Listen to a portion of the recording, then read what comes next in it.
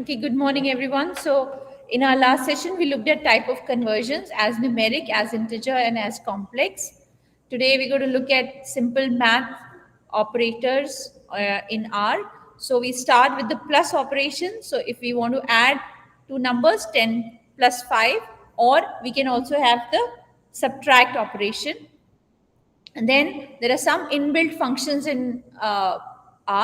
For example, min of some numbers or max of some numbers or the square root or the absolute, right? So let's just go in R and look at how we implement these functions in R.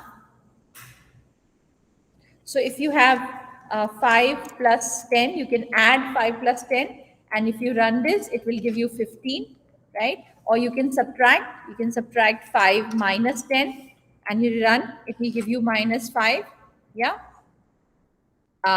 Then we saw uh, max. If you have numbers, so you max and see it gives you a prompt here.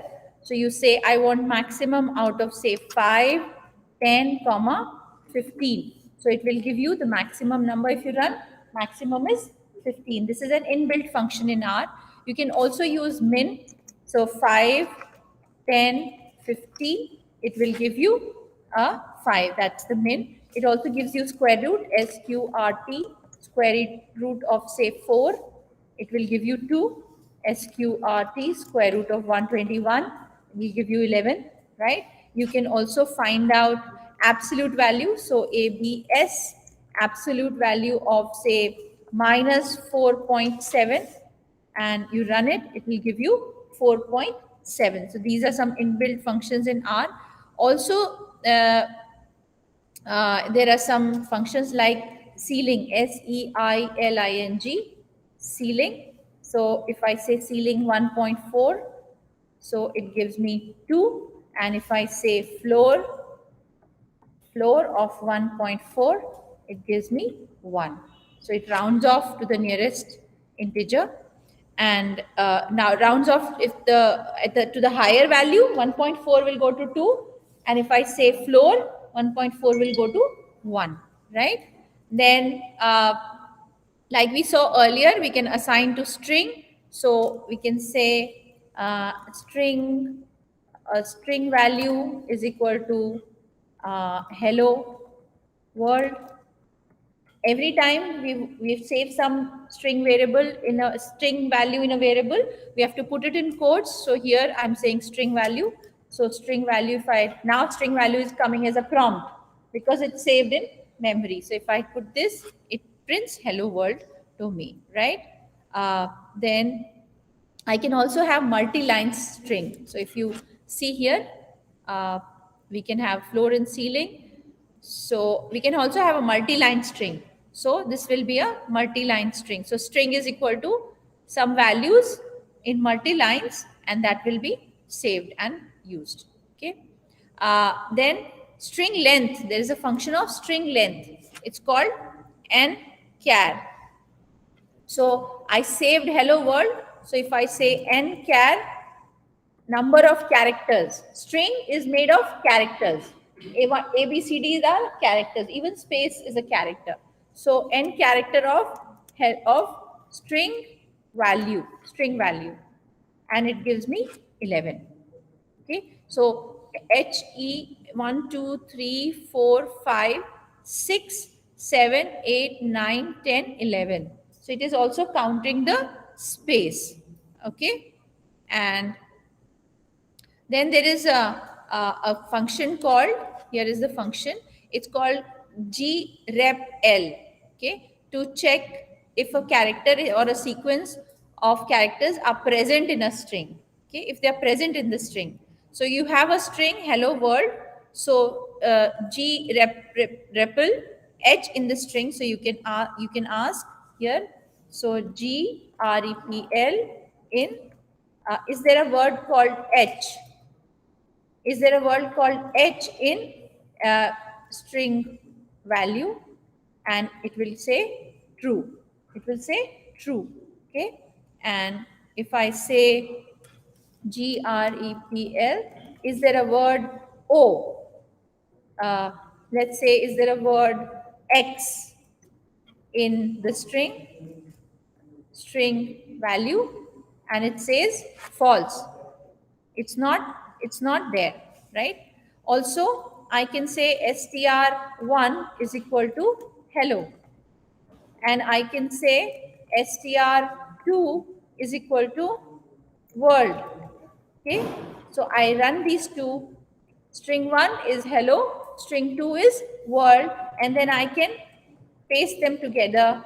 Paste str1 comma str2 and paste, paste, and it pastes them together. So you might have words at different places and you want to combine them, so you can combine them like this. Okay, let's just see what happens when I write str1 plus str2. If I write this, so plus cannot be done on non-numeric operators. Okay, then what are the other functions? So here we can paste them together. Then escape characters, I can use a backslash to escape, slash to escape wherever I want. Then, so here are the other uh, escape characters. Double slashes is backslash. Uh, slash and n gives me new line. Slash and r carriage return. Slash and t is a tab, and slash and b is a backspace. Then Boolean logic.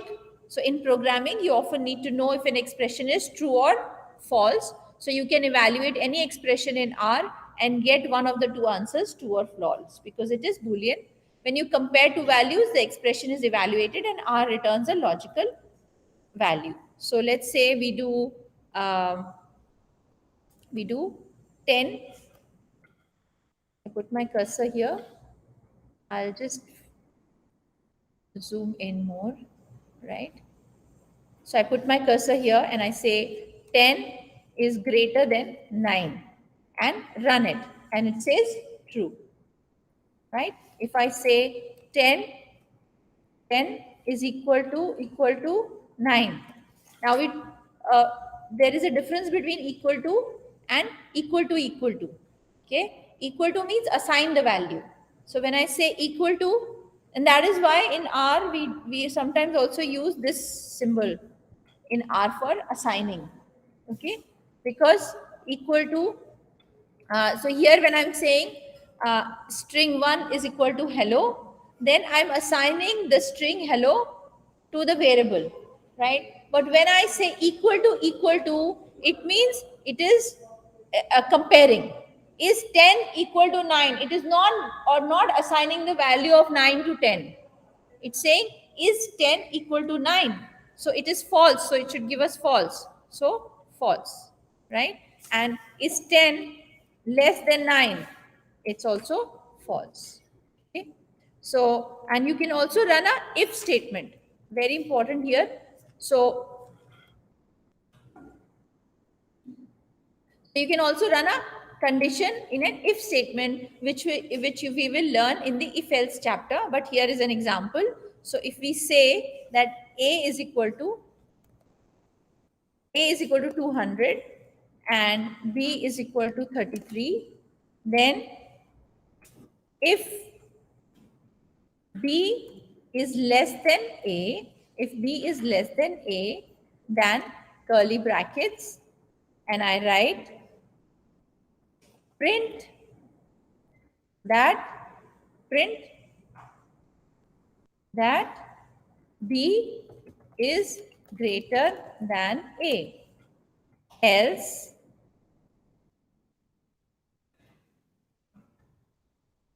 uh, else I close the curly brackets and I say else. What do? Curly brackets again. Print b is not greater than a. right? And curly brackets closed. Curly brackets closed. Now, if I run this, let's see what happens. So, B is greater than unexpected curly bracket closure. Okay, so I don't need this. So, if I run this, B is greater than A. If I change these, B is greater than A.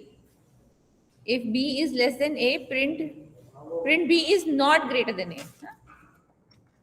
And B is greater than A. ऐसे होना चाहिए ना, right? So because B is 23, 33 and A is greater. So if B is less than A, then B is not greater than A, or B is less than A. Else print B is greater than A. So now B is not, if print B is not greater than A, else print, ये उल्टा क्यों आ रहा है? B is up tikaya. B is right. B is not greater than A. Suppose we say 0, 330. So B is now greater than A. Right? So this is an if else statement that we can code. Yeah. So there are more arithmetic operations, assignment operators, comparison operators, logical operators, and miscellaneous. So we looked at 10 plus 5. So these are the arithmetic operators, right? So addition ke liye it's plus, subtraction is minus, multiplication is this star sign, division is this slash sign, exponent to the power of is this sign, modulus, which is, what is modulus? The remainder after division. So if I'm dividing 3 by 2, then the remainder is 1. So if you put these percentage, 2 percentages sign between x and y, then it will give answer as 1. 3 divided by 2. And then integer division. So x percentage y, the integer will be the integer part. So here 3 divided by 2 will be 1, because, or 7 divided by 2 will be 3, the integer part of the divisor. And if you want the remainder, which is the modulus, it will be 1. Okay, so assignment, these are examples. Then comparison operators we just saw, equal to. So double equal to means they are comparing. If this is equal to, left hand side is equal to the right hand side. Not equal to, when you say exclamation mark equal to, is called null equal to, greater than, less than, greater than equal to, and less than equal to. These are the signs by which you use. Then logical operators, for and you use ampersand, this sign, and then logical and operator returns if both statements are true, so you have double sign. For or you use one line, horizontal line, which is, if you see your return key, on top of the return key there is a line, that is a line on the keyboard, that is the line you use. And logical or operator returns true if one of the statements is true, and returns false if statement is true. So logical not, which means exclamation, if the statement is true then it says false, ulta bolta hai, right? So these are logical operations. Otherwise, other miscellaneous are colon. So colon says ki x is equal to 1 to 10. It says creates a series of numbers in a sequence. So 1 to 10. Then percentage in percentage finds out if an element belongs to a vector. Yeah? And percentage multiplied percentage is a matrix multiplication. So you say x is equal to first matrix, percentage star percentage second matrix. So it will multiply both the matrix. Matrix multiplication we do now. Matrix is a array with rows and columns. Okay, and vector is only rows or only columns. It has one dimension. Vector has one dimension and matrix has two dimensions. So when you want to multiply matrix in algebra, there is a certain method of multiplication of matrix where each element ai Jij is multiplied with aij of the other matrix. So that multiplication, if you have to do of two matrices, then you do x is equal to matrix 1 percentage star percentage matrix 2, right? So we stop here today.